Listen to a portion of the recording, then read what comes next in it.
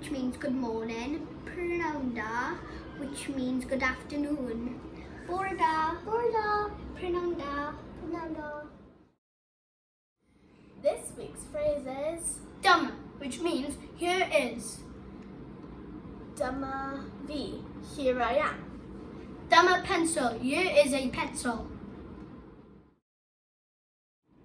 This week's phrase is Ga I ysgwelch yma, which means can I have please.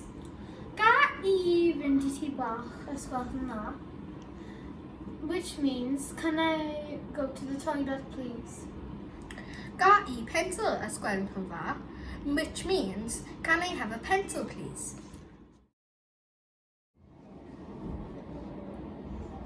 The phrase of the week is, Sut wyt ti'n teimlo? which means, how are you feeling? Sut wyt ti'n teimlo? Dwi'n wedi blino achos I didn't sleep very well last night. Sut wyt ti'n teimlo?